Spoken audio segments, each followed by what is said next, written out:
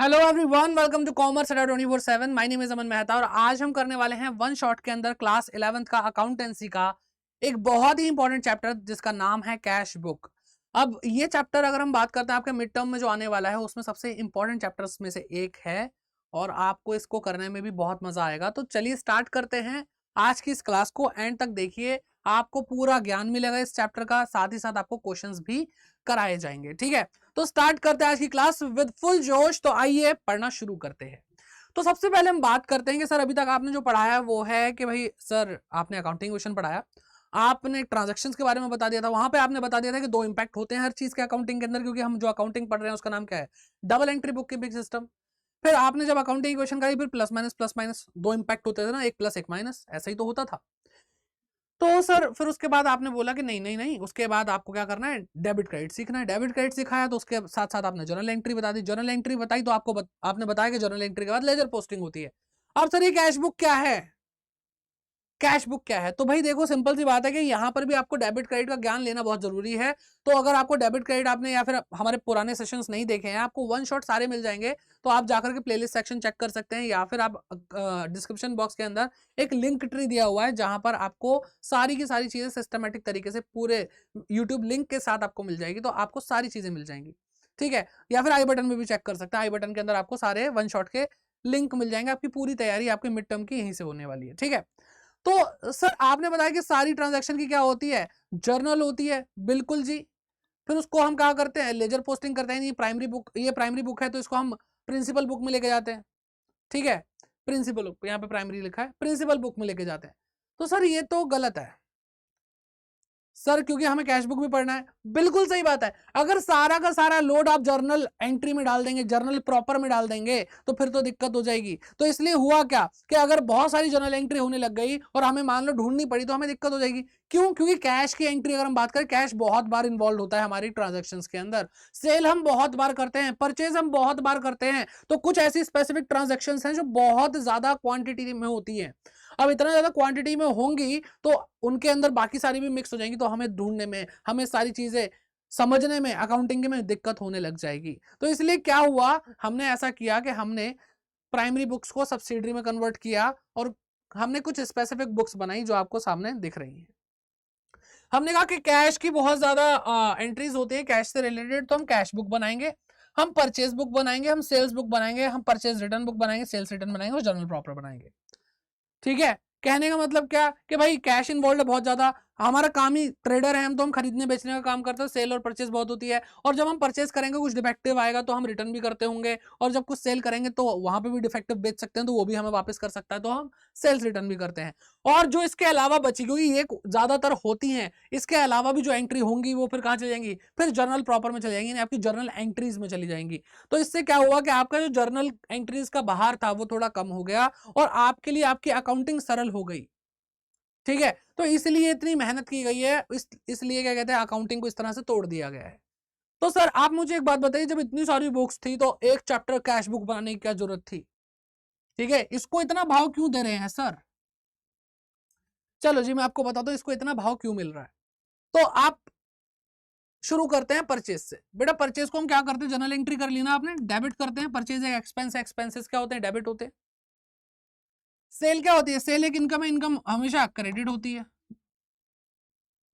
ठीक है, अब परचेज डेबिट होता है तो परचेज को रिटर्न करेंगे यानी वापस करेंगे, तो अपोजिट होगा ना, क्रेडिट होगा। सही बात है।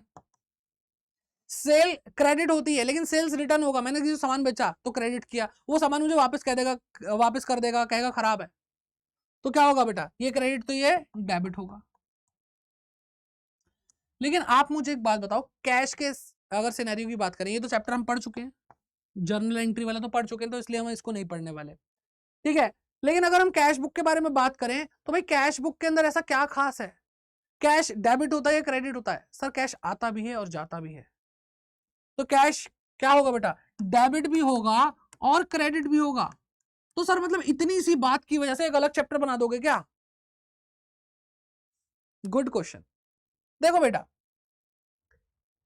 देखो ध्यान से, मेरे कहने का मतलब क्या, फॉर्मेट ही चेंज हो गया। अगर हम परचेज बुक बनाएंगे तो हम ऐसा बनाएंगे, कुछ एक सिंपल सा फॉर्मेट अगर मैं बनाऊं, पर्टिकुलर और यहाँ पे अमाउंट आएगा। सर अमाउंट क्यों आएगा? Purchase book, debit credit side बनाओ ना बेटा। मैं अकाउंट नहीं बना रहा हूं, मैं बुक बना रहा हूं। मैं अकाउंट नहीं बना रहा हूं, मैं बुक बना रहा हूं। और अगर ये मैंने अकाउंट लिख दिया, परचेज बुक लिखना है, ठीक है।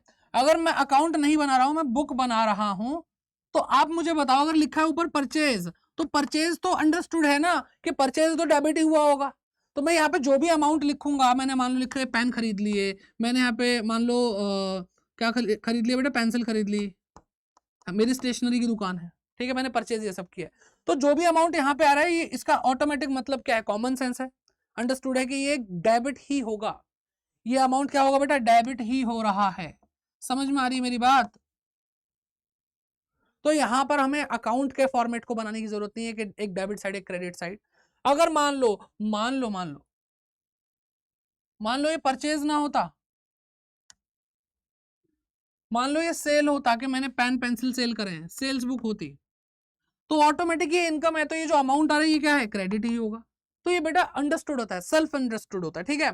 तो इसलिए ये सारी की सारी बुक्स एक जैसी हैं, लेकिन कैश बुक अलग है। सर दिखाओगे जरा कैसे अलग है? बिल्कुल देखो बेटा, देखो इस ये डेबिट भी होगा तो इसकी डेबिट साइड भी बनानी पड़ेगी, ये क्रेडिट भी होगा तो इसकी क्रेडिट साइड भी बनानी पड़ेगी। तो सर सीधे बोलो ना, अकाउंट बना रहे हो बेटा, हम कैश बुक बोलेंगे इसको। लेकिन आप मुझे एक बात बताओ, अगर हम कैश बुक बना रहे हैं, इसकी डेबिट साइड भी है, इसकी क्रेडिट साइड भी है, दैट मीन्स ये क्या कर रहा है? ये एक अकाउंट का ही पर्पस सॉल्व कर रहा है हमारे लिए। कि अगर हम अकाउंट नहीं भी बना रहे तो अकाउंट जैसा ही तो है ये। तो इसीलिए ये आपके लिए सब्सिडरी बुक, यानी आपकी प्राइमरी बुक भी है और आपकी प्रिंसिपल बुक भी है। प्राइमरी बुक मतलब जर्नल एंट्री, यानी पहली बार वाउचर देखकर जब हम किसी भी ट्रांजैक्शन को रिकॉर्ड करते हैं तो उसको हम प्राइमरी एंट्री, प्राइमरी बुक बोलते हैं, प्राइमरी बुक में होता है, या सब्सिडरी बुक बोल सकते हैं, ठीक है। और जब उस जर्नल एंट्री को प्राइमरी बुक से आगे लेकर जाते हैं, लेजर में लेकर जाते हैं, तो लेजर्स क्या है बेटा? प्रिंसिपल बुक है। क्या है बेटा? प्रिंसिपल बुक है। उसी पे डिपेंड होता है आगे का सारा खेल, उसके बैलेंसेस जो निकलते हैं, ठीक है। लेजर भी पढ़ा रखा है, उसको भी एक बार जाकर देख लेना, चैप्टर बहुत अच्छा है। और लेजर अगर आपने किया है तो आपको कैश बुक करने में भी आसानी होगी, ठीक है। तो बात समझ में आ रही है? तो सर मुझे फिर से एक बार बताओ कि अगर हम ये बुक्स बना रहे हैं, ये सारी बुक्स बना रहे हैं, तो इसका मतलब सच में इसकी जर्नल एंट्री नहीं होगी बेटा? नहीं होगी। ये बात हमेशा ध्यान रखो, जर्नल को ही हल्का करने के लिए हमने ये सारी बुक्स बनाई हैं, अदर बुक्स, सब्सिडरी बुक्स जिसको हम बोलते हैं, ठीक है। चलिए, तो इसलिए मैं आपको बता रहा हूं कैश बुक इसलिए स्पेशल है क्योंकि ये सिर्फ और सिर्फ यहाँ पे अगर हम बात करते हैं सेल्स बुक की, परचेज बुक की, तो ये किसी भी एक अकाउंट का पर्पस सॉल्व नहीं कर रहे कि हमने अकाउंट, ये हमने सिर्फ एक ही साइड बनाई। जब हम इसका सेल्स अकाउंट बनाएंगे तो हमें डेबिट क्रेडिट दोनों साइड बनाने पड़ेंगे, तो ये उतना क्या कहते हैं हेल्पफुल नहीं है। लेकिन अगर हम कैश बुक को देखते हैं तो कैश बुक तो पूरी फीलिंग दे रही है अकाउंट की, ठीक है। इसलिए हम इसको सब्सिडरी बुक और प्रिंसिपल बुक दोनों ही बोल रहे हैं, और इसीलिए इसका एक चैप्टर अलग से बना दिया है, ठीक है। और जैसे अकाउंट बनाते थे, मैं आपको भाई अब ज्यादा घुमाऊंगा नहीं, जैसे अकाउंट बनाते थे वैसे ये होता होगा बस। अकाउंट में क्या होता था बेटा? असेट। क्या है ये बेटा? असेट है ना। कैश या बैंक क्या होता है? कैश बुक क्या होती है? हमारी असेट है। कैश एक असेट है। असेट डेबिट साइड से इंक्रीज होती है और क्रेडिट साइड से डिक्रीज होती है, ये चीज समझा रखी है। तो इसका मतलब अगर हमें पैसा मिलेगा, मान लो सेल करी, तो सेल्स अकाउंट डेबिट, इसलिए कह रहा हूँ लेजर सीख लो। लेजर अगर आपको आता है तो आप बहुत अच्छे से कर पाओगे मेरे साथ ये। तो सेल्स अकाउंट डेबिट, ठीक है। मान लो कमीशन रिसीव हुई, कमीशन रिसीव्ड, तो इससे भी हमारा कैश क्या हो रहा है बेटा? इंक्रीज हो रहा है। इंक्रीज हो रहा है तो ये भी डेबिट साइड पे। अगर मान लो मैंने परचेज किया तो लिखेंगे बाय परचेज। परचेज अगर हमने किया तो पैसा कम हुआ, और पैसा कम होता है क्रेडिट साइड से कम करेंगे हम, ठीक है। तो मैं आपको भाई देखो जो पढ़ा रहा हूँ वो ये सोच के पढ़ा रहा हूँ कि आपने लेजर मेरे साथ पढ़ लिया है, ठीक है, और शुरू से पढ़ते हुए चलोगे तो आपको बहुत अच्छे से समझ में आएगा, ठीक है। चलिए, ये तो अब लेजर वाली बात है, मैंने आपको बता दी कि भाई इधर डेबिट इधर क्रेडिट सारी चीजें। अब आगे बढ़ते हैं, काइंड्स ऑफ कैश बुक क्या होती है, कैश बुक के प्रकार।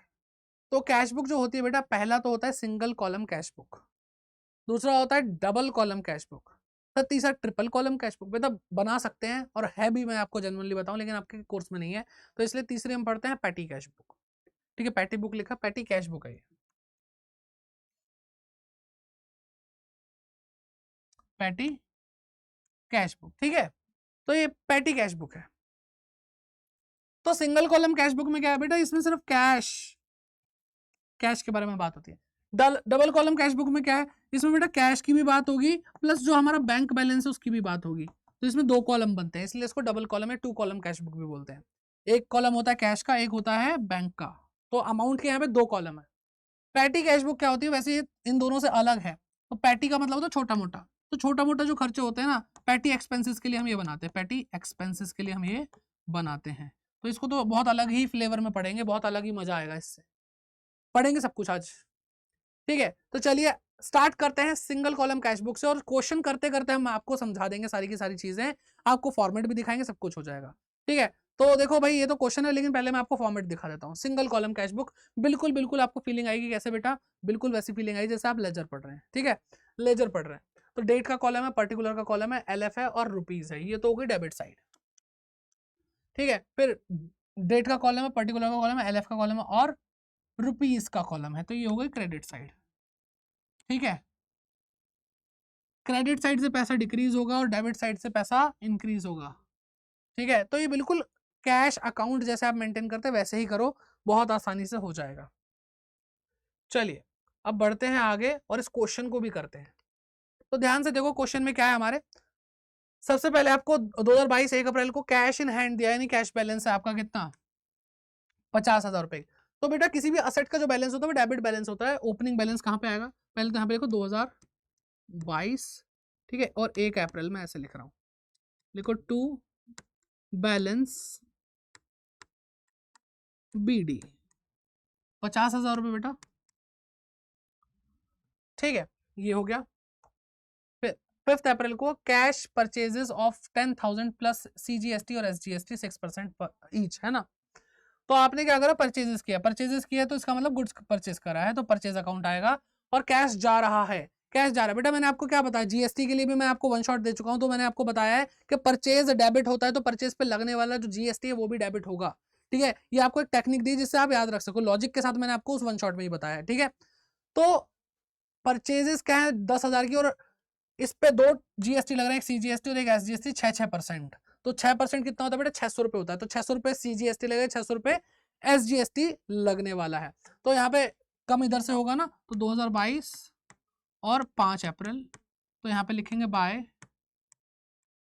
परचेजेस कितना बेटा, 10,000 रुपए, और अब CGST SGST लगाओ अलग अलग, तो लिखो बाय CGST, ऐसे CGST नहीं लिखना, परचेज पे क्या लगता है बेटा, इनपुट CGST, क्या लगता है बेटा, इनपुट CGST लिखो, इनपुट CGST अकाउंट,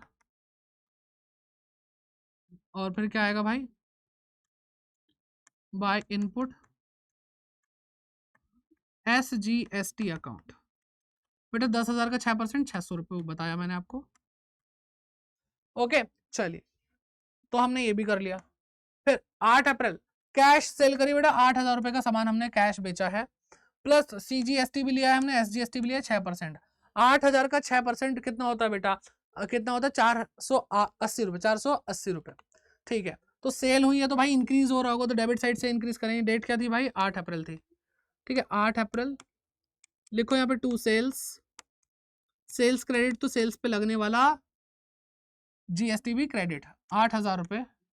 और सेल्स पे कौन सा GST लगता है बेटा, आउटपुट GST लगता है, output CGST account to output SGST account. कितना बेटा, 6% इसका, 480 और 480। ठीक है, डेट लिखते चलो, मेरे साथ साथ कर सकते हो आप भाई, इतने होशियार हो जिसने लेजर करा है मेरे साथ। 10 अप्रैल की बात करते हैं। Received cash from Mohan, Mohan से हमें कैश रिसीव हुआ है, पैसा बढ़ गया भाई, 10,000 रुपये बढ़ गया। ठीक है, तो पैसा बढ़ गया, टू मोहन 10,000 रुपये। क्या है भाई, 10 अप्रैल। ठीक है, 10 अप्रैल। ओके, ये भी हो गया। फिर 15 अप्रैल को परचेज फर्नीचर फॉर 5,000, 5,000 का फर्नीचर खरीदा, उस पर GST जा रहा है भाई 6%। तो जो भी चीज हमारे पास आ रही है, जो भी हम परचेजेस कर रहे हैं, तो उस पर इनपुट GST ही लगता है। ठीक, तो 5,000 पे 6% कितना होता है बेटा? 300 रुपये होता है। तो यहाँ पे 15 अप्रैल और लिखो यहाँ पे बाय फर्नीचर, फर्नीचर अकाउंट 5,000 रुपये, by input CGST account, by input SGST account 300 रुपये और बेटा 300 रुपये। ठीक है, 15 अप्रैल एंड 15 अप्रैल। आई होप बेटा यहाँ तक सब कुछ समझ में आ रहा है, अच्छे समझ में आ रहा है। सारी चीजें मैंने आपको बता दी। और देखो जिसने लेजर नहीं भी पढ़ा तो सिंपल सी बात, आप थोड़ा सा देखो, हर कोई स्टूडेंट उतना अच्छे से समझ पाए जरूरी नहीं है। और मैं ये नहीं कह रहा कि अगर आपको आज समझ में नहीं आ रहा तो आप आगे नहीं कर सकते, आप बहुत कुछ कर सकते हो बेटा। ठीक है, तो आप बस पढ़ते चलो, समझते चलो, अपने पूरे एफर्ट्स करते चलो। तो मैं आप लोगों के लिए इजी करता जा रहा हूँ। जिन बच्चों को लगता है मुझे अकाउंट समझ में नहीं आ रही है, उनके लिए बहुत सिंपल कर दिया मैंने। जिस भी वजह से बेटा पैसा जा रहा है यानी कम हो रहा है क्रेडिट साइड, देखो मैंने एरो बना रखा है, आपको लिखना नहीं है क्वेश्चन सॉल्व करते वक्त, लेकिन आपके लिए लिखा हुआ है।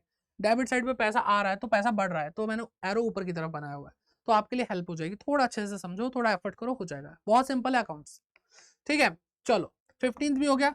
22 पेड वेजेस। वेजेस क्या होते हैं? वेजेस का मतलब वेतन। जो हमारे मजदूर लोग होते हैं उनको हम जो पैसा देते हैं उसको वेतन बोलते हैं, वेजेस बोलते हैं। 2,000 रुपये। अब पैसा देंगे तो पैसा तो जाएगा ही ना। कब की बात है बेटा? 22 अप्रैल की बात है। 22 अप्रैल बाय वेजेस कितना बेटा? 2,000 रुपये। ओके जी, ये भी हो गया। फिर 25 अप्रैल की बात है। Received commission. कमीशन हमें रिसीव हुई है 1,000 रुपये, जिसपे जीएसटी CGST और SGST 6% लगा है। तो 6% कितना होगा बेटा? 60 रुपये होगा 1,000 का 6%। तो रिसीव हुआ है, आ जाओ यहाँ पे लिखो बाय। अच्छा रिसीव हुआ है ना, तो पैसा बढ़ेगा। यहाँ पे लिखो टू कमीशन रिसीव्ड। कब की बात है? 25 अप्रैल की बात है। 1,000 रुपये। ठीक है, और यहाँ पे आउटपुट GST लगेगा। पैसा मिल रहा है तो सेल्स पे भी पैसा मिलता है। लिखो टू आउटपुट CGST अकाउंट। फिर आएगा टू आउटपुट SGST अकाउंट। 60 रुपये 60 रुपये। ठीक है, चलो भाई इजी होता जा रहा है ना। तो अब लास्ट बचा पेड रेंट। हमने रेंट पे करा है 6,000 रुपये, उस पर भी GST दिया है 6% तो 6,000 का 6% कितना होता है बेटा? 360 रुपये। तो हमने पे किया है, पे किया तो पैसा गया होगा, तो लिखो यहाँ पे रेंट अकाउंट। कितना बेटा? 30 अप्रैल की बात है, 30 अप्रैल। ओके, 6,000। तो यहीं पे लग जाएगा input CGST account by input SGST account 360। ठीक, 30 अप्रैल। ठीक है, अब हमने सब कुछ यहाँ पे नोट डाउन कर दिया, सब कुछ जो जहां जहां पोस्ट होना चाहिए था वहां पे मैंने पोस्ट कर दिया। आई होप आपको एक एक चीज समझ में आ गई होगी। अब आपको करना क्या है? बैलेंसिंग करनी है। बैलेंसिंग करने के लिए आप क्रेडिट साइड और डेबिट साइड का टोटल करेंगे। जो भी टोटल आएगा वो टोटल दोनों तरफ लिखा जाएगा, ज्यादा टोटल जो आएगा। ठीक है, अब भाई जहां तक है यही वाला टोटल ज्यादा आने वाला है, क्योंकि कैश बुक है ये बेटा। कैश की बात हो रही है, तो जितना पैसा जेब में है उससे ज्यादा तो खर्च कर नहीं सकते। तो या तो कोई बैलेंस नहीं आएगा, या फिर आएगा तो फिर इधर ही ज्यादा, मतलब इधर आएगा। तो डेबिट साइड ज्यादा होगी। ये वो पैसा है जो हमारे जेब में है, ये वो पैसा जो हमने अपनी जेब से निकाल के सबको दे दिया। ठीक है, तो बचा क्या? बचा भाई जो हमारे पास अब जेब में है। ठीक है, तो ये कम है तो बैलेंस यहीं पे आएगा। ठीक है, क्या आएगा बेटा? टोटल करो भाई। डेबिट साइड का टोटल क्या आने वाला है? डेबिट साइड का टोटल आ रहा है 70,080 रुपये। क्या आ रहा है बेटा? 70,080 रुपये आ रहा है। तो 50 और 60, 8 तो यही, हाँ 70,080 रुपये आ रहा है बेटा। यहाँ पे भी 70,080 रुपये लिख देंगे। और बेटा 30 अप्रैल लास्ट डेट होती है, तो इसी डेट पे क्लोज हो जाएगा। इस महीने के लिए क्लोज हो रही है ये बुक, है ना। तो बाय बैलेंस CD मतलब कैरीड डाउन, और यहाँ पे BD लिखा था, दैट मीन्स ब्रॉड डाउन। तो टोटल क्या आना चाहिए बेटा? यहाँ पे जो बैलेंस आना चाहिए, बैलेंस CD का आना चाहिए 44,560 आना चाहिए। 44,560 60 आना चाहिए। आई होप यहाँ तक आपको क्लियर है, कोई भी दिक्कत परेशानी नहीं है भाई। अगर कोई भी दिक्कत परेशानी तो प्लीज क्या करेंगे, आप कमेंट बॉक्स में कमेंट करके जरूर पूछेंगे, क्योंकि यहाँ पर जो भी एफर्ट्स किए जा रहे हैं बेटा आपको समझाने के लिए किए जा रहे हैं। अगर आपको समझ में नहीं आता तो आपका पूछना हक है, अदरवाइज इतनी मेहनत करना बेकार है। तो कमेंट जरूर करिए, मैं खुद पर्सनल आकर के भाई कमेंट देखता हूँ। ठीक है, तो आप चाहें तो भाई देखो मैं साइड हो जाता हूँ, स्क्रीनशॉट लेना स्क्रीनशॉट ले लो, आपको इसका क्या कहते हैं नोट डाउन करना नोट डाउन कर लो। ओके चलिए अब आगे बढ़ते हैं और अगले क्वेश्चन की ओर देखते हैं क्या है आपका अगला क्वेश्चन। तो भाई ये तो एक्स्ट्रा में मैंने ले ली थी ताकि अगर जगह ना बचे तो आगे लिख लेंगे। अब बेटा हम कर रहे हैं डबल कॉलम कैश बुक। क्या कर रहे हैं, डबल कॉलम कैश बुक। मैंने आपको बताया पहले सिंगल कॉलम फिर डबल कॉलम, इसको टू कॉलम भी बोलते हैं। ठीक, तो चलो ये तो हम क्वेश्चन कर लेंगे, पहले इसका फॉर्मेट देखते हैं। मैंने आपको बोला ये डबल कॉलम कैश बुक इसलिए बनाई जाती है ताकि कैश और बैंक को एक साथ मेंटेन कर सके। ठीक, तो देखो डेबिट साइड वही है जो होनी चाहिए थी, ये रही डेबिट साइड, और यहाँ से पैसा इंक्रीज होगा ही होगा, जो भी इंक्रीज होगा वो इधर लिखेंगे। ये रही क्रेडिट साइड, जहाँ पे पैसा डिक्रीज होगा वो यहाँ लिख देंगे। अब देखो डेट पर्टिकुलर एलएफ, ये तीन कॉलम वही हैं जो पहले भी थे सिंगल कॉलम कैश बुक में। यहाँ पे दो कॉलम अमाउंट के आ गए, एक ये और एक ये, एक है कैश का और एक है बैंक का। ठीक, फिर यहाँ पे देखें डेट पर्टिकुलर एलएफ सेम, लेकिन फिर से अमाउंट के दो कॉलम कैश बुक कैश और बैंक, तो दो दो कॉलम है, तो इसका मतलब क्या है, ये डबल कॉलम कैश बुक, और बाकी सारा सिस्टम वैसा ही है। ओके चलिए, तो अब क्वेश्चन देखना शुरू करते हैं और काम करते हैं। तो लिखा है यहाँ पे आपके पास के सितंबर 1 की बात है 2022 में कैश इन हैंड आपका 75,000 रुपए है और बैंक ओवरड्राफ्ट। तो point to be noted, bank overdraft दे रखा है, दैट मींस कि ये नेगेटिव बैंक बैलेंस है, नेगेटिव बैंक बैलेंस है। तो नेगेटिव है दैट मींस ये क्या होगा बेटा, ये क्रेडिट साइड में आएगा। नेगेटिव बैंक बैलेंस का मतलब क्या, माइनस में पैसा चल रहा है, इसका मतलब हमने बैंक का पैसा ले रखा है, यानी किसी और का पैसा अगर हमारे पास है तो इसका मतलब क्या है, ये लाइबिलिटी और लाइबिलिटी का जो बैलेंस होता है वो क्रेडिट बैलेंस होता है। समझ में आ रही बात। तो 75,000 जो कैश हमारे पास है वो तो डेबिट बैलेंस है, वो हम डेबिट साइड पे लिखेंगे। ठीक है, तो लिख भी लेते हैं। 2022 लिखो सबसे पहले, तो 2022 कब, 1 सितंबर लिखो, टू बैलेंस बीडी। ठीक है, कैश के कॉलम में बस गलतियां क्या नहीं करनी बेटा, कैश का कॉलम आना, कैश वाली चीज कैश में लिखना, बैंक वाली चीज बैंक में लिखना। ठीक है, कितना बेटा 75,000, और ये हो गया। अब बैंक का ओवरड्राफ्ट है 35,000, मैंने आपको बोला क्रेडिट साइड पे लिखना, तो 2022, अब बैंक में यहाँ तो खाली है, डेबिट बैलेंस है ही नहीं। 1 सितंबर को बाय बैलेंस बीडी, और कैश का नेगेटिव बैलेंस हो ही नहीं सकता, तो ये है 35,000 रुपये बैंक का नेगेटिव बैलेंस। आपके पास 10 रुपये, आप 15 रुपये खर्च कर सकते हो, नहीं कर सकते, तो कैश का नेगेटिव बैलेंस नहीं हो सकता। ठीक है चलिए, अभी ये भी हो गया। फिर बात करते हैं पेड वेजेस। अब भाई आप सिंपल सी बात है, जब तक ये बैंक का नाम ना ले तब तक आप बैंक में कुछ नहीं लिखेंगे, आप कैश ही मानेंगे। तो यहाँ पे लिखा पेड वेजेस 2,000 रुपये, तो इसका मतलब आपने कैश में ही पे किया है।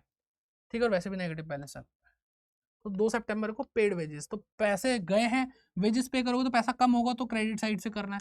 तो 2 सितंबर लिखो बाय वेजेस अकाउंट, क्या हुआ बेटा 2,000 रुपये कैश में से गए।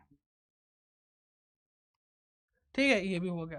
कैश सेल्स, अब देखो यहाँ पे स्टार बन रखा, नीचे लिखा है ट्रांजैक्शन मार्क्ड स्टार, जिसमें स्टार बना हो उस पर आप क्या लगाओगे बेटा, CGST लगाओगे और SGST लगाओगे 6% ईच। ठीक है, ये बात आपको समझ में आ गई। तो कैश सेल्स हुई है कितना बेटा, 70,000, और 70,000 रुपए पर GST भी गया होगा। और नीचे एक चीज और साथ साथ लिखी है कि जो आपने कैश सेल्स करी है इस पर अलाउ किया आपने डिस्काउंट। क्या करा बेटा, डिस्काउंट अलाउ किया है, कितना 944 रुपए।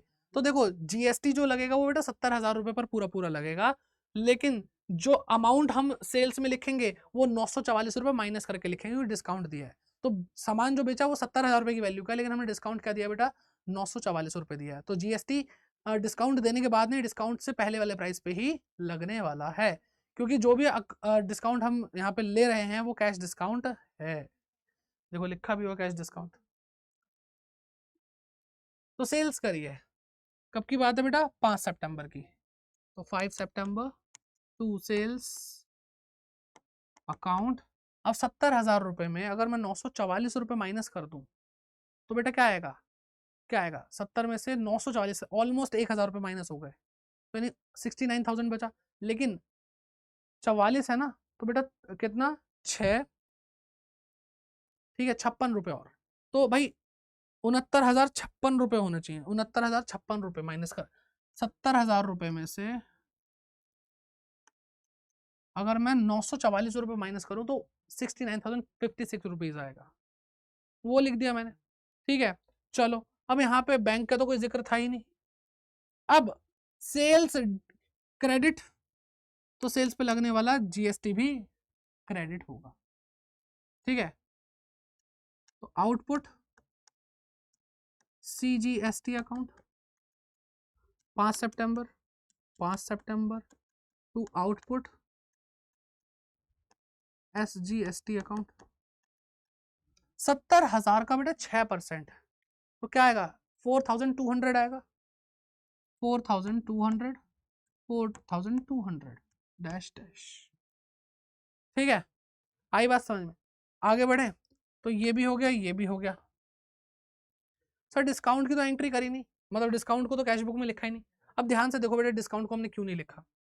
देखो जब हमें पैसा मिला होगा तो कैश अकाउंट डेबिट, और जो डिस्काउंट है, डिस्काउंट दिया है, डिस्काउंट दिया है तो यानी वो एक्सपेंस है, हमारा खर्चा है, और खर्चे क्या होते हैं बेटा, डेबिट होते हैं, तो कैश डिस्काउंट, जैसे कैश डिस्काउंट नहीं, डिस्काउंट ही लिखते हैं, डेबिट टू सेल्स। तो बेटा जब हम लेजर पोस्टिंग कर रहे होंगे तो कैश अकाउंट क्या हुआ बेटा, डेबिट हुआ है, और डेबिट किसकी वजह से होता है, जिसकी जो क्रेडिट हुआ उसके सामने। तो कैश के सामने क्रेडिट क्या हुआ है, कैश के सामने क्रेडिट सिर्फ सेल्स हुआ है, ना कि डिस्काउंट। ठीक है, सेल्स के अंदर, सेल्स की लेजर पोस्टिंग के टाइम पे ये भी आएगा, कैश भी आएगा और कैश डिस्काउंट भी आएगा, लेकिन कैश की पोस्टिंग के टाइम पे सिर्फ सेल्स आएगा, कैश डिस्काउंट की पोस्टिंग के टाइम पे सिर्फ सेल आएगा। बात समझ में आ रही है? ये लेजर पोस्टिंग के अच्छे खासे रूल्स हैं जो आपको पता होने चाहिए। तो भाई यहां तक हो चुका है। अब बात करते हैं सितंबर 10, कैश डिपॉजिटेड इनटू बैंक। अब बेटा ये वाली जो एंट्री है वो बहुत ध्यान से सुनना, एक एंट्री, लेकिन यहाँ पे दो इंपैक्ट होंगे, क्योंकि कैश गया, देखो क्या जनरल एंट्री हो रही होगी, कैश हमने बैंक में भेजा है तो बैंक इंक्रीज हो गया होगा, बैंक एक एसेट, एसेट बढ़ती है तो डेबिट होता है। ठीक है, टू कैश कम हो गया, देखो अगर कैश जमा कराऊंगा तो कैश कम हो जाएगा और बैंक बढ़ जाएगा। अब बैंक अकाउंट में पैसे जमा कराते हो ना, तो अब देखो जो हम 2 कॉलम कैश बुक बनाते हैं, डबल कॉलम कैश बुक बनाते हैं, उसके अंदर तो दोनों ही है, बैंक भी और कैश भी है, तो हमें कैश को क्रेडिट भी करके दिखाना और यहाँ पे बैंक को डेबिट भी करके दिखाना है। और कितना बेटा अमाउंट, कितना अमाउंट 40,000 रुपए। तो बेटा ऐसी एंट्री को जब हम डबल कॉलम कैश बुक बनाते, ध्यान से सुनो इधर, जब भी हम डबल कॉलम कैश बुक बनाते हैं और एक ऐसी ट्रांजैक्शन हमारे सामने आती है जिसमें कैश और बैंक एक दूसरे को डेबिट क्रेडिट कर रहे हैं, तो उसको हम बोलते हैं कॉन्ट्रा एंट्री। क्या बोलते हैं बेटा, कॉन्ट्रा एंट्री, कॉन्ट्रा एंट्री। ठीक है, तो अब ध्यान से देखना, पेपर में ये ज्यादा आती है और इसके मार्क्स अच्छे खासे होते हैं। ठीक, तो लो अब कैश क्या हो रहा है बेटा, कैश क्रेडिट हो रहा है, बैंक डेबिट हो रहा है, तो चलो पहले डेबिट साइड। तो बैंक डेबिट हो रहा है बेटा, बैंक डेबिट हो रहा है किसकी वजह से, कैश की वजह से। तो लिखो यहाँ पे 10 सितंबर को टू कैश। ठीक है, कितना 40,000 रुपए इंक्रीज हो गया बैंक, किसकी वजह से, कैश की वजह से। अब बेटा ये कॉन्ट्रा एंट्री है, इसलिए इसके आगे एलएफ के कॉलम में सी, ऐसे एक सिंबल बना देना, सी, सी फॉर कॉन्ट्रा एंट्री। समझ में आई बात, ताकि हम समझ सकें कि जो एंट्री आपको दिख रही है, अगर डेबिट साइड पे तो क्रेडिट साइड भी सिमिलर एंट्री होने वाली है। ठीक है, सिमिलर एंट्री करके दिखाओ कि भाई अब क्रेडिट साइड पे क्या, क्रेडिट इसलिए हो रहा है क्योंकि कैश भी तो कम हो गया, तो अब कैश अकाउंट को हम कैश के कॉलम में हम लिखेंगे 10 सितंबर बाय बैंक, बैंक की वजह से कम हुआ ना, क्योंकि बैंक में पैसा डाला तभी तो कम हुआ कैश, कितना 40,000 रुपए।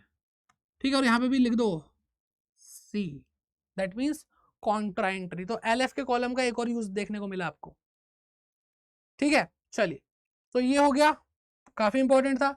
15 सितंबर की बात करते हैं, goods purchased and paid by cheque. Cheque आ गया भाई, यानी बैंक के थ्रू एंट्री होगी, अब कैश, कैश के कॉलम में मत लिखना। तो गुड्स परचेज किए हमने और receive cash discount, cash discount receive भी किया है। ठीक है, तो कैश डिस्काउंट रिसीव करें चाहे कैश डिस्काउंट दें, कैश बुक में नहीं आने वाला, क्योंकि मैंने आपको जर्नल एंट्री करके दिखा दी। क्योंकि कैश डेबिट या क्रेडिट हो रहा है, उसके सामने परचेज है या फिर सेल है और कुछ नहीं है, डिस्काउंट नहीं आता कभी भी। ठीक है, कैश के रास्ते में, बैंक के रास्ते में। तो अब देखो 20,000 में से 20,000 का सामान खरीदा और हमें डिस्काउंट कितना मिल गया बेटा, 472 रुपए, 472 रुपीज मिल गया। ठीक है, तो अब करो भाई काम, और यहाँ पे भी स्टार लगा हुआ है, स्टार लगा हुआ है, इसका मतलब 20,000 पे 6% लगेगा, और 6% कितना होता है 20,000 का बेटा, 1200 रुपए, यानी 1200 रुपीज होता है। तो लो भाई, परचेज किया तो भाई कम हुआ होगा, तो बाय परचेज अकाउंट, ठीक है, बाय परचेज अकाउंट। हम पीछे वाले क्वेश्चन पे आ गए, कब की डेट पे बेटा, 15 सितंबर, परचेज अकाउंट, ठीक है, और यहाँ पे जीएसटी भी लगाते चलो 15 सितंबर को, by input CGST account, by input SGST account. बेटा बैंक के थ्रू हुआ है तो इस पे बिल्कुल भी नजर मत डालना कैश के कॉलम पे। तो 1200 रुपए बैंक कॉलम में, 1200 रुपए बैंक कॉलम में, और बेटा 20,000 रुपए में से 472 रुपए हटाओ, 20,000 रुपए में से 472 हटाओ, तो क्या आएगा बेटा, ठीक है, 19,528 आएगा। क्या आएगा बेटा, 19,528 आएगा। आई बात समझ में?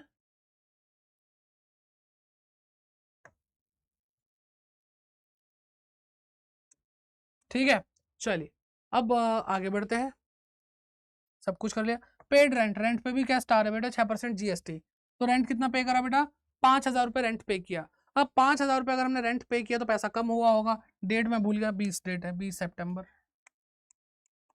बाय रेंट अकाउंट, ठीक है, और यहाँ पे कुछ मेंशन है क्या, कुछ भी मेंशन नहीं, तो हम कैश से पे करेंगे,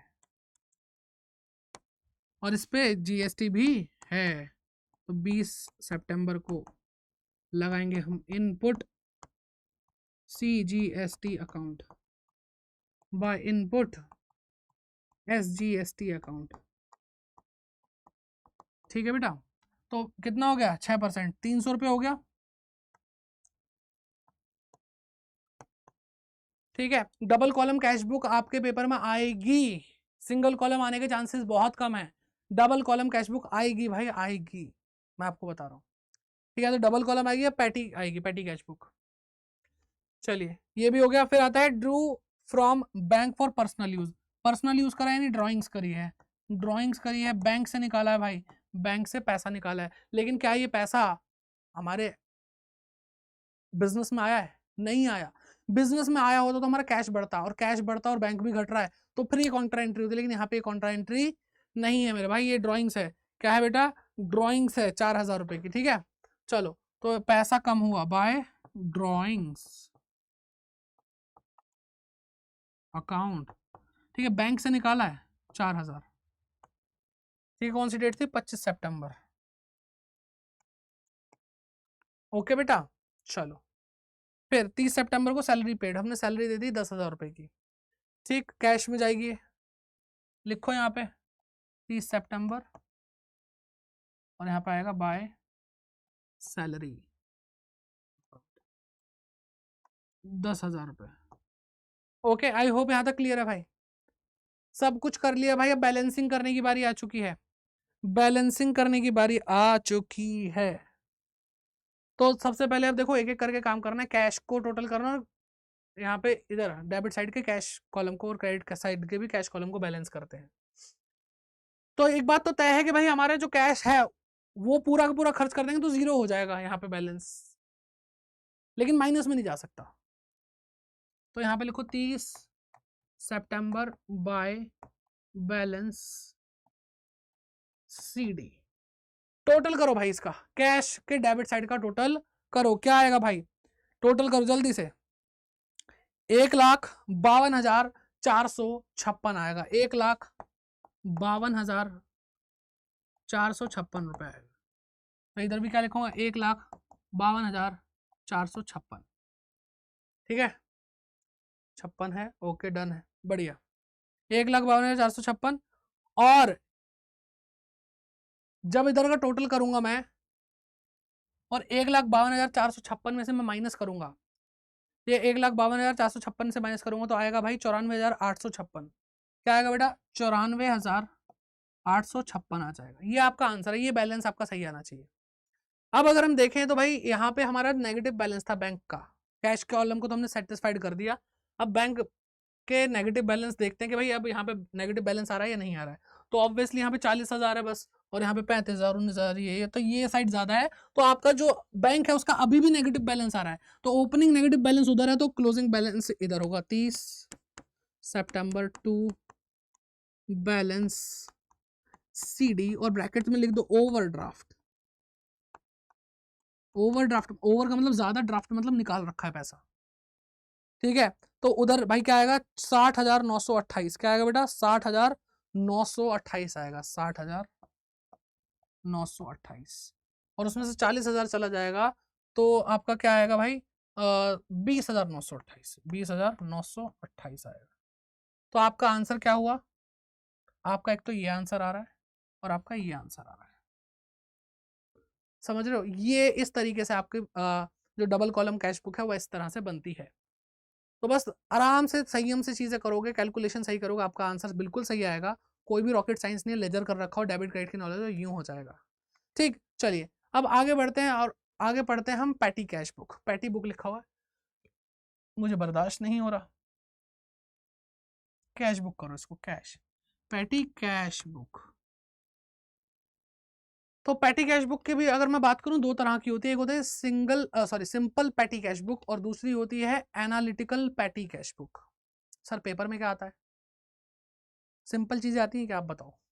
आ भी सकती है, मैं ऐसा नहीं कह रहा, फिर पढ़ाई क्यों जा रही है, आ सकती है, लेकिन ज्यादातर चांस क्या है बेटा? Analytical petty cash book. तो आज मैं आपको एनालिटिकल पैटी कैश बुक बताऊंगा, उसका ही क्वेश्चन कराऊंगा। सिंपल पैटी कैश बुक हो जाएगी, फॉर्मेट में दोनों को दिखाऊंगा, ठीक है। तो चलिए पहले बढ़ते हैं आगे और सिंपल पैटी कैश बुक को देखते हैं। और इससे पहले मैं आपको एक चीज बताता हूँ, जो पैटी कैश बुक बनती है ना, उसका हिसाब किताब क्या है। पैटी का मतलब छोटे मोटे खर्चे। पैटी का मतलब क्या है बेटा? छोटे मोटे खर्चे। अब होता क्या है, एक क्या कहते हैं, मेन कैशियर होता है। मेन कैशियर नहीं, कैशियर, मेन कैशियर होता है। एक होता है पैटी कैशियर।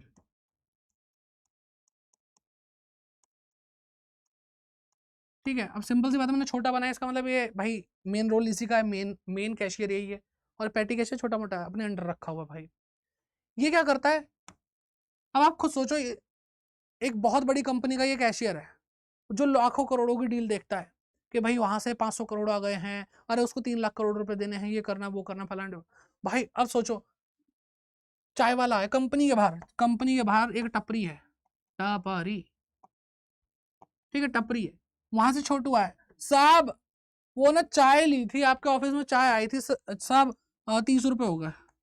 भाई साहब ये करोड़ों का काम कर रहा है, उससे 30-30 रुपए मांग रहे हो। देखो जब कोई बहुत बड़े लेवल पे काम कर रहा होता है ना, तो उसको ऐसी छोटी छोटी चीजें ना परेशान करती हैं और उसकी प्रोडक्टिविटी खत्म करती हैं।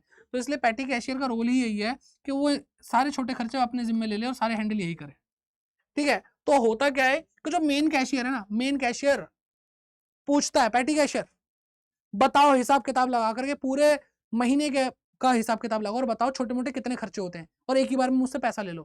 कह रहा साहब वो ना 4,600 रुपये होते हैं। वो कहता तू 5,000 पकड़, 5,000 रुपये ले ले। अब 5,000 रुपये ले ले और पूरे महीने मेरे को कोई परेशान ना करे। समझ में आ रही है बात? दैट मीन्स के पैटी कैशियर को मेन कैशियर पैसे पहले ही दे देता है, और क्या होता है कि पैटी कैशियर के पास पैसा आ जाता है। तो ये सिस्टम देखो, यहाँ पे खर्चे होने से पहले पैटी कैश बुक के अंदर पैसा आया।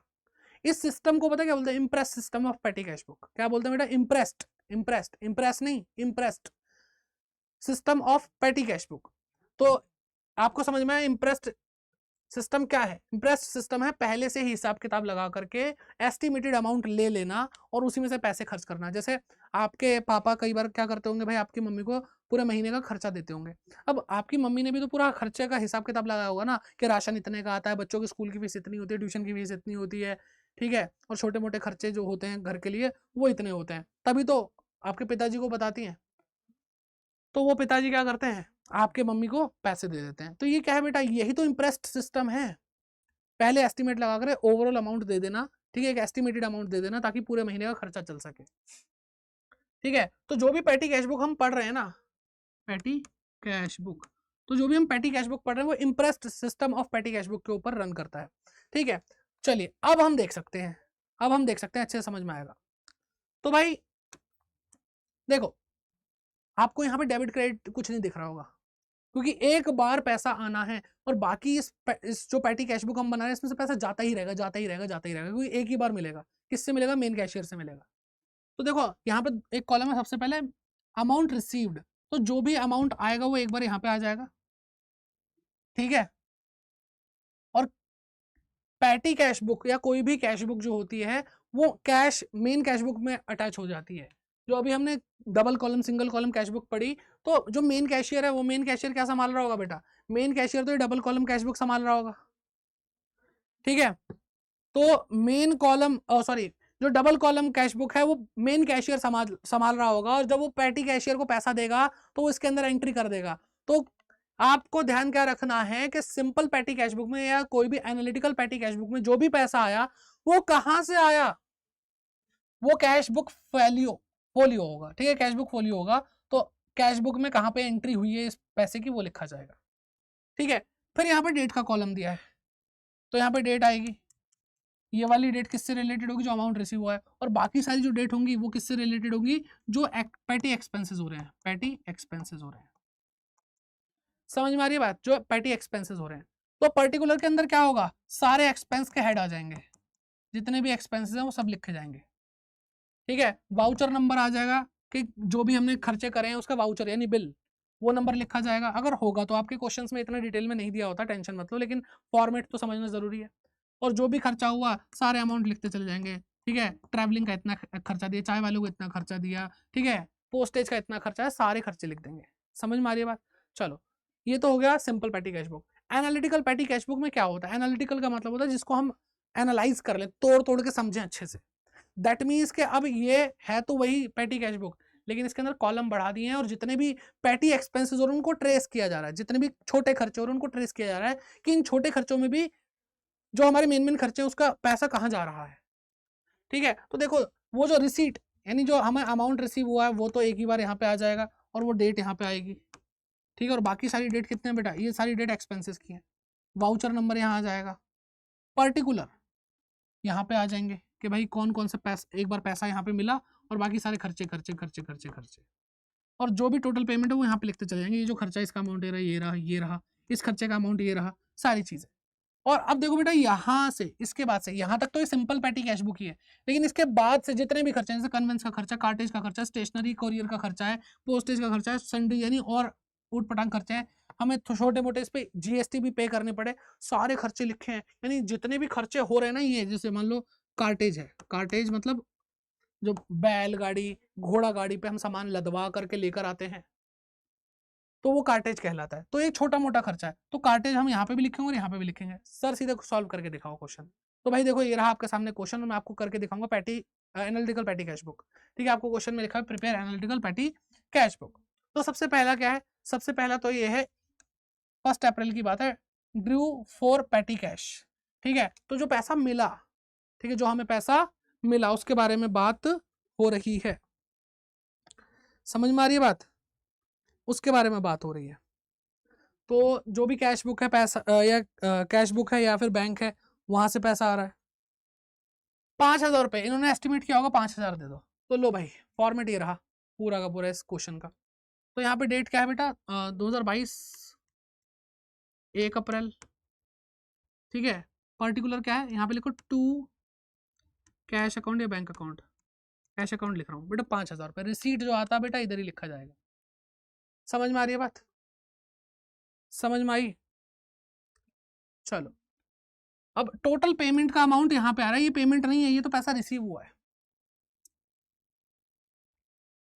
अब इसके बाद क्या है? पेड फॉर पोस्टेज, पोस्टेज के लिए हमने 300 रुपये दिया 3 अप्रैल को। तो बेटा लिखो यहाँ पे 3 अप्रैल टू पोस्टेज, कितना बेटा? 300 रुपये। अब देखो यहां तक तो ठीक है, ये सिंपल पैटी है, लेकिन इसके बाद जो हमने एक्स्ट्रा कॉलम बनाया वो इसलिए बनाया ताकि हम एनालाइज कर पाए, इसलिए हम इसको एनालिटिकल पैटी कैश बुक बोल रहे हैं। तो 300 रुपये इसमें भी लिखोगे। ठीक है, तो ये मेन कॉलम रहेगा, लेकिन पोस्टेज का जब जब खर्चा हो तो पोस्टेज वाले कॉलम में लिखेंगे। टेलीफोन एक्सपेंस होगा तो बार बार टेलीफोन एक्सपेंसेस में लिखेंगे। ठीक है, फिर ये हो गया हमारा, ये हो गया। फिर लिखा है 5 अप्रैल पे पेड टेलीफोन बिल 400 रुपए प्लस CGST और SGST 6%। तो 400 रुपए पर 6% GST अगर लगेगा तो बेटा 48 रुपए 48 रुपीज लगेगा। ठीक है, चलो तो अब यहाँ पे लिखो 2 कितना, डेट क्या थी 5 अप्रैल टू टेलीफोन एक्सपेंस 400 रुपए, और वही 5 अप्रैल को इस पे GST लगा 2 इनपुट, ठीक है, CGST account 2 input SGST account. तो बेटा 48 रुपीज और 48 रुपीज, तो ये बेटा मेन कॉलम है पेमेंट का। अब ये टेलीफोन एक्सपेंसेस, वो बेटा टेलीफोन एक्सपेंसेस के अंदर आएंगे 400 रुपए, हम ताकि ये ट्रेस कर सके टोटल एक्सपेंस हो कितना आ रहा है, छोटा छोटा खर्चा, क्योंकि अगर हम इसको ट्रेस नहीं करेंगे तो ये छोटे छोटे खर्चे कब बड़े हो जाएंगे पता नहीं चलेगा। फिर ये 48 रुपीज GST वाले में डालो, CGST में, तो यहाँ पे सीधा आया 48, और यहाँ पे सीधा आया यहाँ पे भी 48 लिख दिया। अरे नहीं नहीं ऐसे मत करो, ठीक, चलो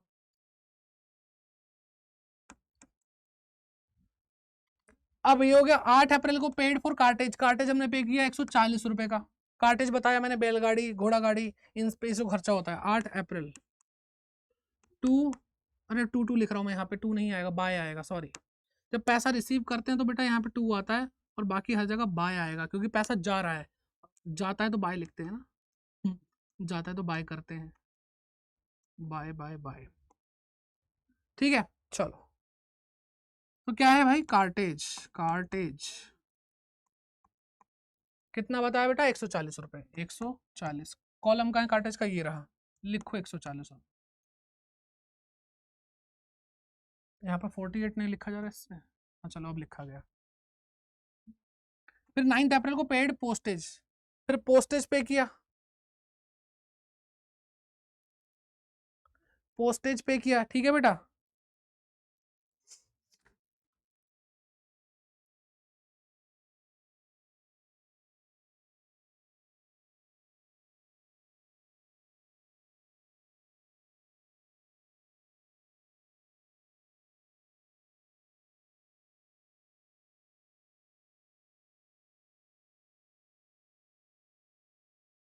चलिए पोस्टेज कितना 200 रुपए,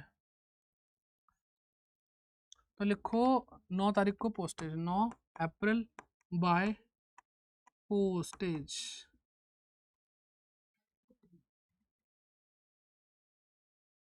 200 रुपए, 200 रुपए पोस्टेज का यही कॉलम है। फिर से देखो हो गया ना, अब पता चल गया टोटल 500 रुपए खर्च नहीं, तो छोटे मोटे खर्चे पता ही नहीं चलेंगे। 12 अप्रैल को क्या हुआ बेटा, पेड फॉर सन्ड्रीज, छोटे मोटे खर्चे, मतलब सन्ड्रीज मतलब जिसका कोई रिकॉर्ड ही नहीं करना हमें ज्यादा, ठीक है, 100 रुपए बाय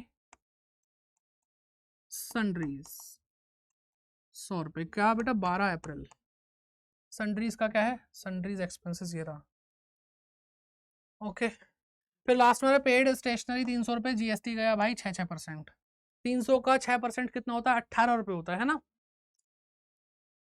हाँ अच्छा 6%, 400 का बेटा 24 होगा, मैंने 48 लिख दिया आई थिंक, है ना, चलो ये ठीक कर लो 24,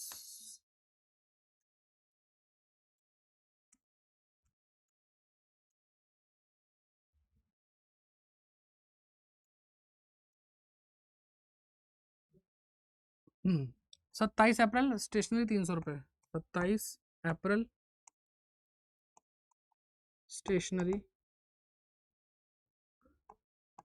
300 रुपए, ठीक है, इस पे GST भी जा रहा है by input CGST 27 April, 27 April by input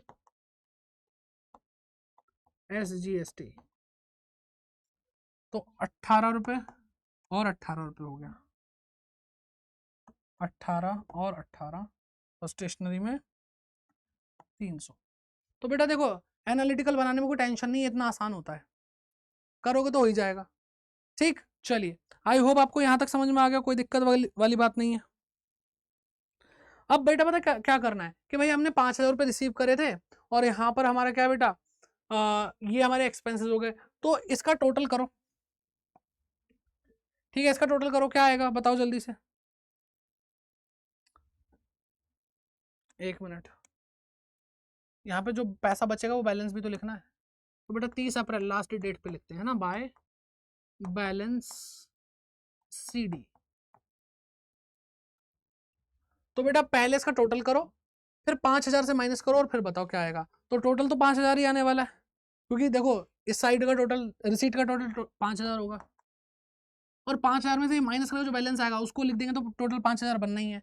तो क्या करेंगे बेटा, क्या आएगा, 3,476 रुपये, 3,476 रुपीज आएगा।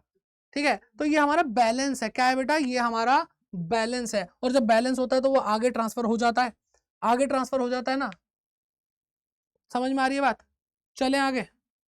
तो टोटल खर्चा हमारा 1,524 रुपये हुआ, तो इधर का भी टोटल कर दो 5,000, और ये बैलेंस अगर यहाँ पे आ जाएगा तो क्या होगा बेटा, 3,476, और यहाँ पे लिखेंगे टू बैलेंस, अगली डेट डाल के 1 मई BD। और बाकी जो, अब देखो पॉइंट क्या है कि 5,000 का खर्चा हमारा होना ही होना है, 5,000 का हमारा खर्चा होना ही होना है। और जब हमने बोल रखा है हर बार मुझे 5,000 रुपये दे देना, तो 3,476 रुपये पहले से पड़े हैं, तो इसके अलावा इसको जो मेन कैशियर है वो और इतना पैसा देगा कि इसके 5,000 फिर से पूरे हो जाएंगे। तो 1,524 रुपये और दे देगा, 1,524 रुपये और दे देगा टू कैश अकाउंट। ठीक है, 1 मई। तो आई होप आपको समझ में आ गया होगा, इन सब का भी आप टोटल कर दोगे। तो भाई लो क्या हो गया, ये 32-42 रुपये और 42 रुपये हो गया, इसका टोटल 300 रुपये हो गया, इसका 100 रुपये हो गया, इसका 140, इसका टोटल 400 और इसका टोटल 500 रुपये हो गया। तो भाई इस तरीके से आपके एनालिटिकल पैटी कैश बुक बनती है, और हमने पूरा का पूरा जो चैप्टर था वो अच्छे से पढ़ लिया, और इसी तरीके से बाकी सारी चीज़ें भी होती रहेंगी। प्रैक्टिस करना जरूरी है, बिना प्रैक्टिस के आपके अकाउंट्स में कुछ हो जाए ये मैं भाई बिल्कुल भी नहीं मानता कि सर मेरे को एक बार समझ में आ गया मैं बस सब सीधे पेपर में ही लिख के आऊँगा। बेटा कुछ नहीं होगा, आपके हाथ काम नहीं करेंगे भले ही आपके पास नॉलेज कितनी हो। ठीक है, तो आई होप आपको ये सेशन अच्छा लगा होगा, वन शॉट के अंदर हमने पूरा पढ़ लिया। तो भाई आपको एफर्ट्स अच्छे लगे तो लाइक जरूर करें इस वीडियो को, और सबके साथ शेयर करें भाई, क्योंकि एग्जाम आ चुके हैं। ओके, और कमेंट करके ये जरूर बताएं, कमेंट करके जरूर बताएं आपको क्लास कैसी लगी, फीडबैक जरूर देखूंगा मैं भाई, और खुद आकर के देखता हूँ। और न्यू आए हो भाई इस चैनल पर, सब्सक्राइब जरूर करिए अगर आपको यहाँ पे एफर्ट्स अच्छे लग रहे हैं, आपको क्लासेस अच्छी लग रही हैं।